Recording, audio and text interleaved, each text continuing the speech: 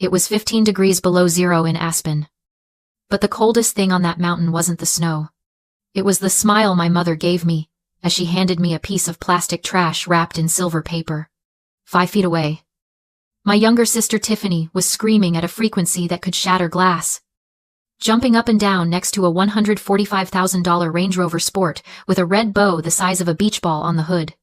I stood there, freezing in my thin coat, clutching the camera I'd been ordered to hold steady for the last 20 minutes. My fingers were numb, but my mind was crystal clear. My mother, Cynthia, adjusted her fur collar and beamed at Tiffany before turning her gaze to me. It was a look I knew well. The look that said, I should be grateful for oxygen. We spent a lot on Tiffany this year because she needs the confidence boost, she said, her voice bright and loud enough for the camera to pick up. Fair is fair. Lily, you understand. I looked down at the box in my hand. It was light. Cheap. I tore the paper. Inside was a black thermal tumbler with the Land Rover logo printed crookedly on the side. I flipped it over, and there it was. A white sticker, peeling at the edges, that read, complimentary gift. Not for resale. They hadn't even bought it. They had fished the free dealer swag out of the glove box of the car they bought my sister, wrapped it up, and called it fairness. The insult was absolute. It wasn't a gift. It was a message. Before I show you exactly how a free coffee cup destroyed my entire family, drop a comment and let me know. What is the most insulting gift you've ever received from someone who claimed to love you? I'm reading every single one. I didn't cry. Tears are for people who are surprised. And looking at that peeling sticker, I realized I wasn't surprised. I was just done. My name is Lily. I am 28 years old. And I am the marketing director for a global tech firm. I fix image problems for a living. I craft narratives, control damage, and build brands from nothing. And standing there in the snow, watching my mother adjust Tiffany's hair for the perfect Instagram angle, I realized I was looking at a branding disaster. They wanted a cameraman. Fine. I would give them the best production value of their lives. I walked back to the van I had driven up the mountain, the one filled with the luggage I had packed and the food I had bought. I pulled out my professional tripod and my 4K camera. My mother, Cynthia, barely glanced at me. She probably thought I was setting up to capture more angles of Tiffany's triumph. Make sure you get the light hitting the emblem. Lily, she shouted, her breath puffing in the frigid air. We want it to look cinematic. Oh, it will, I whispered. I set the tripod down in the snow, leveling the legs with practiced precision. Muscle memory took over. My hands stopped shaking the moment I touched the focus ring. I wasn't their daughter anymore. I was a director. And I was about to shoot the most important commercial of my career. I framed the shot perfectly. In the background, the $145,000 Range Rover Sport. Gleaming. Majestic. Expensive. In the foreground, resting on a patch of dirty ice, the black plastic tumbler, with the not for resale sticker facing the lens. I hit record. Welcome to a masterclass in family value, I said, my voice steady, professional, the same tone I used in boardroom presentations. On the left, we have Product A, a luxury SUV, financing secured through mysterious means. Market value the price of a small house, given to the child who has never held a job for longer than 3 months. On the right, Product B, a promotional thermal cup, plastic, BPA status, unknown. Market value, $0. Retrieved from the trash, given to the child who paid the deposit for this trip. I zoomed in on the car, then snapped the focus back to the cup. The ROI on family loyalty, -100%. Happy holidays from the family that thinks love is a line item they can write off. I cut the feed. I didn't review it. I didn't need to. I knew I had the shot. I sat in the driver's seat of the van and opened my laptop. I didn't post it to my private Instagram where my 50 friends would see it. I went straight to LinkedIn. I went to TikTok. I tagged the dealership. I tagged Land Rover. I tagged the luxury rental agency. I tagged my professional network of 20,000 marketers, brand strategists, and PR specialists. I typed the caption, "Point of view, when the budget goes to the favorite, and the freebie goes to the financier. Number, marketing fail, number, unboxing, number, family values." I hit post. The progress bar zipped across the screen. Upload complete. My mother was still waving at me from the driveway, pointing at Tiffany, mouthing the words, "Get a wide shot." She had no idea that I had just launched a PR nuclear missile directly at her reputation. The reception up here was spotty, but it was good enough to start a fire. I folded the laptop shut. The cold metal felt good against my fingers. I wasn't just leaving. I was initiating a hostile takeover of the narrative. I walked into the guest room, the smallest one in the cabin, tucked behind the kitchen like an afterthought. It had bunk beds.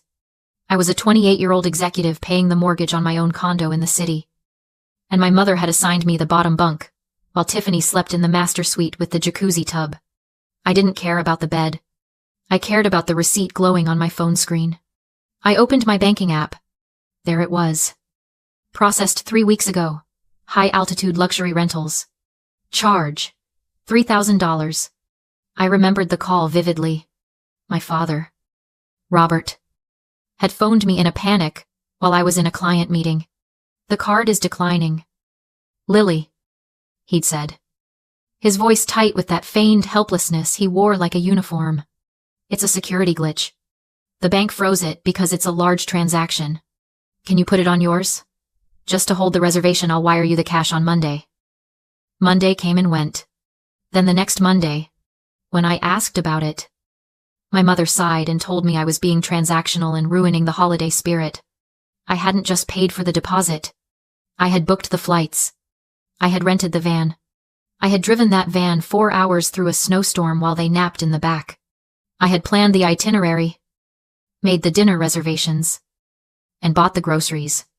I wasn't a guest on this trip. I was the producer. I pulled my suitcase onto the bed and started throwing my clothes in. No folding. No organization. Just erasure. As I grabbed my camera bag, I paused. I looked at the heavy, expensive lens I had used to film my sister's glory. And that's when it hit me. The realization wasn't hot and angry.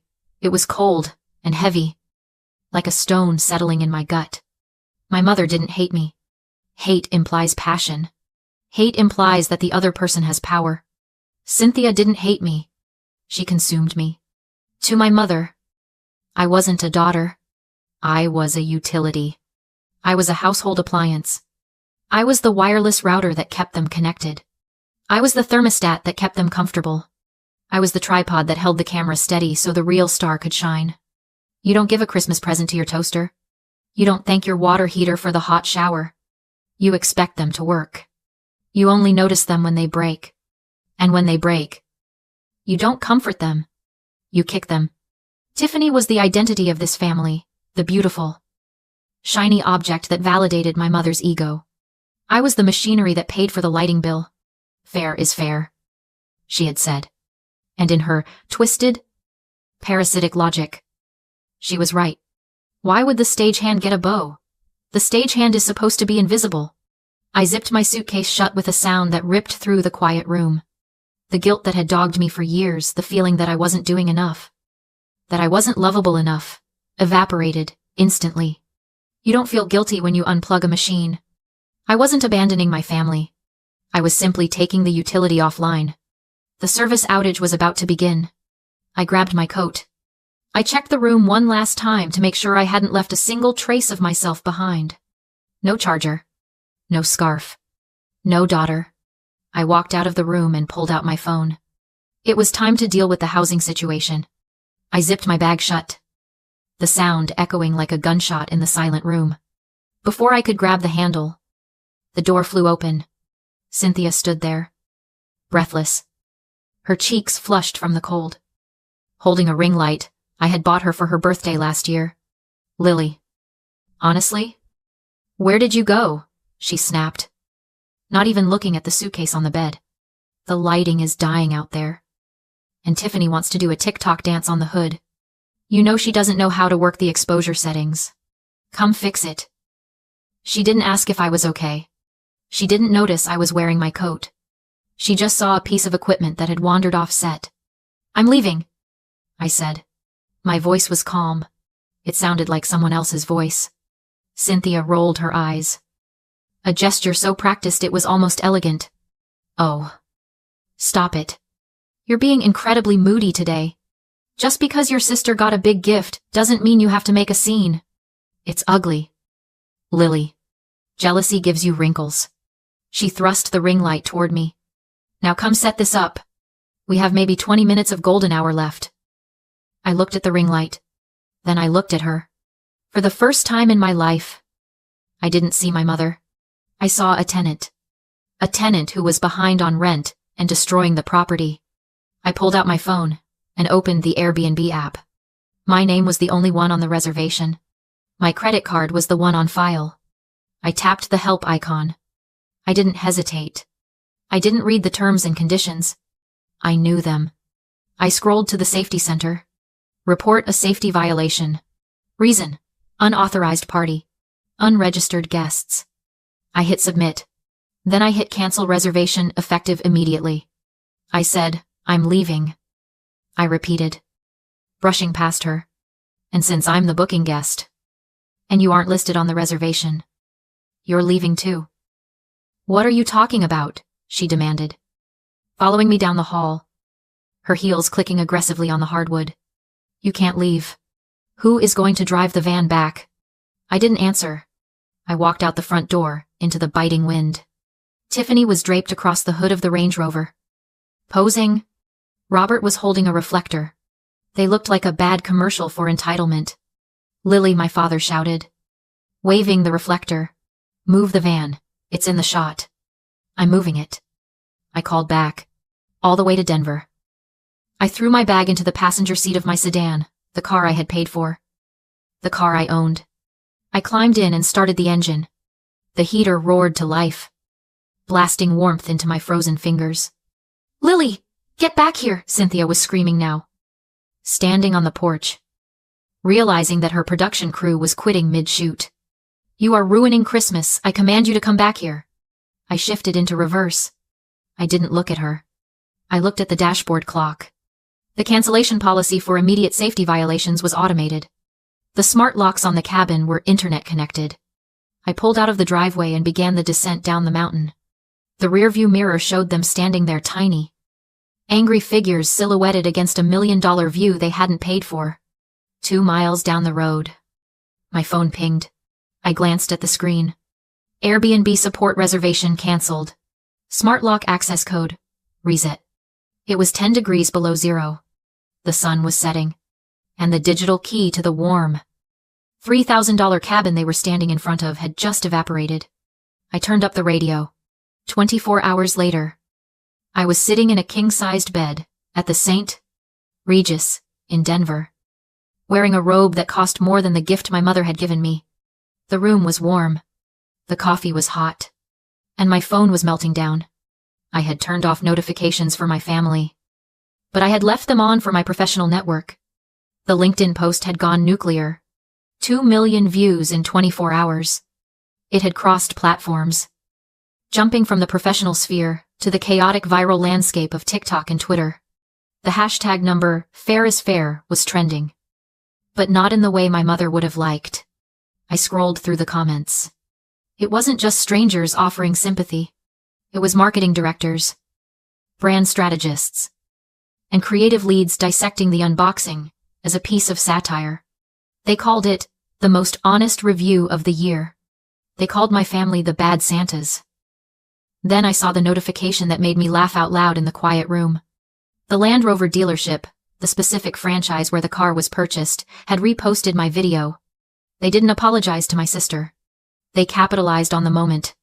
Their caption read, PSA, please remove all complimentary merchandise from the vehicle before gifting. We do not endorse regifting dealer swag. Number, luxury standard. Tiffany wasn't just embarrassed. She was a global meme. The internet had done what I never could. It burst her bubble. I finally checked my blocked voicemails. 42 messages. They moved from rage to confusion to pure panic. The sheriff had arrived at the cabin 45 minutes after I left. My report of unauthorized guests triggered an automatic eviction in the middle of a blizzard. My parents and Tiffany were escorted out and dumped into a Motel 6 because every luxury lodge was booked. At 3 a.m., my father left a voicemail. His voice shook with entitlement. "Take the video down and post a retraction," he threatened, "or I'll sue you for defamation and bankrupt you." He thought he was holding a weapon. He didn't realize it was a boomerang. I saved the voicemail and sent it to my lawyer. A lawsuit meant discovery and leverage. That's when I noticed the black Tumbler on my nightstand. I peeled off the sticker and found a small QR code. Out of curiosity, I scanned it. The page that loaded made my blood run cold. "Welcome back, Lily." The dashboard showed a Range Rover Sport. The VIN, active financing, and the primary account holder, me. They hadn't bought the car. I had. The loan was $145. 000. Zero down. Predatory interest. $2. 400 a month. They had used my social security number. 6 months earlier, my mother had asked for it urgently to update insurance paperwork. I had trusted her.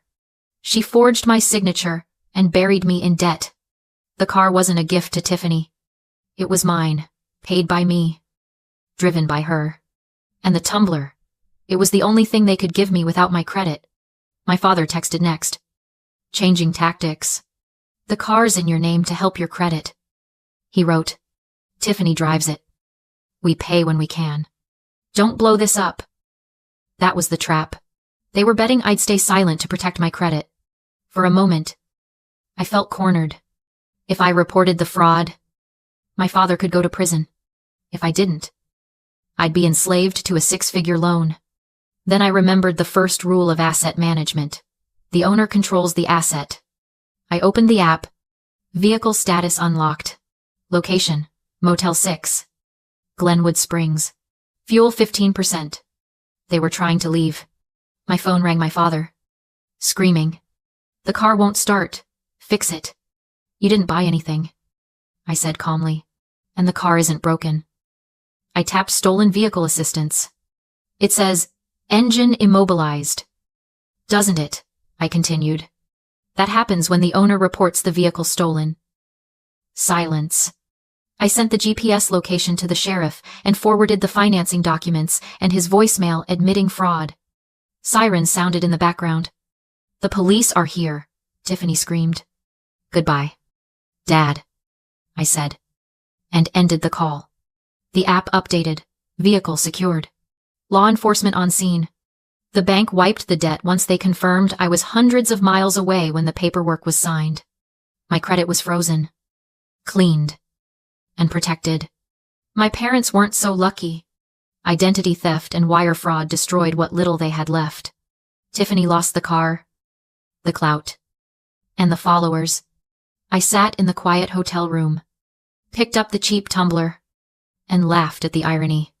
If they hadn't tried to pass garbage off as generosity, I never would have scanned the code. They could have destroyed my credit quietly. But greed left breadcrumbs. They tried to save $20 on a Christmas gift and it cost them their freedom. I dropped the cup into the trash, ordered steak and eggs, and for the first time in my life,